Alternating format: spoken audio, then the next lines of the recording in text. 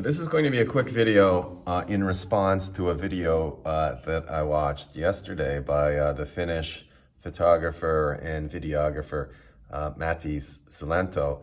Now, his video was about the whole process of buying used cameras, saving money, being patient, and getting very good equipment at a better price. That, of course, is a very, very worthwhile goal. However, I thought it might be interesting to compare the situation with purchasing cameras in Western countries. I'm used to buying cameras in Canada and comparing that with buying them in South Korea, where I live.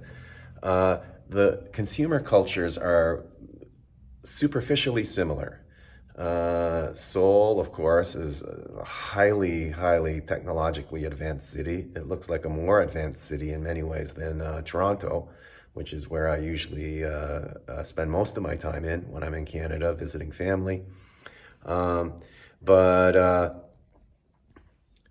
underneath that superficial similarity, that sort of glitz, that gloss, there are big differences, and one of them is in terms of the way used camera culture works. Now, what Koreans did for many years when cameras started to boom in the aughts and the tens, the teens of the 21st century, was they would go to big sort of camera mart, camera sijang, camera markets, for example, at Yongsan.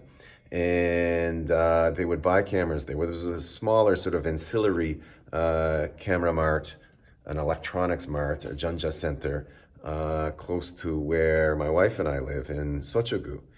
I went to both. And at the smaller one, I bought my first used camera. It was a complete disaster. I mean, it was just a piece of garbage. It died almost the day after I bought it. And then when I brought it back to complain to the camera store owner, he started to invent fibs in order to sort of try to shift the blame onto me. I mean, it was a very crude, simple camera. It cost me around 10,000 won, which is around $100 at that time. But his whole attitude really sort of flabbergasted me, and I wasn't used to having to sort of argue to get a refund on basically an obvious piece of junk. But that is what I ended up having to do. In another case, I went to a bigger camera mart at Yongsan, which is an absolutely huge sort of shopping area, and a much more sort of prestigious kind of Janja Mart, electronics mart. I ended up buying a Nikon D5500, which I knew I would like in terms of its image quality and so forth, because I had already bought in Canada a D5300. And I knew the image quality coming out of the Nikons was very nice. I thought I was getting a deal at the Yongsan Camera Mart. It turned out that the camera that I was told was new was not new, and it was a little bit buggy. So I have two Nikon bodies that I use, the D5300, the D5500. Both of them shoot nice photographs, and they take respectable video. In fact, they shoot very nice photographs. However, the one that I bought at the camera mart was in fact somebody else's secondhand lemon that they didn't want to have, and so I discovered that there were weird quirks in the camera. There were quirks that exist to this day. I've still got the body. For example, when you play back the audio, there's no sound. The playback on the audio doesn't work. There are a few other weird sort of little quirky things with the camera. I mean, it performs well. I mean, it takes as good photographs as the D5300 body does, and it takes as good video. But it is obviously a sort of lemony kind of camera, and one irritating aspect of the camera is that the build is not that great either. It has an optical, it's a DSLR, and it has that little optical thing that you look through.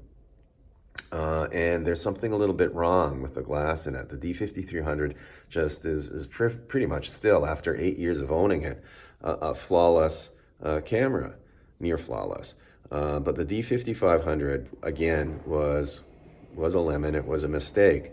I got it at a good price, and I can still get good use out of the camera, but it was a lesson. And so what I ended up ultimately doing was starting to buy cameras new from official dealers. And in Seoul, Sony is very well organized. It has several official outlets. And yes, I'm paying the list price, but I don't end up in these sort of absurd arguments. I don't have to sort of feel doubtful about the quality that I'm buying.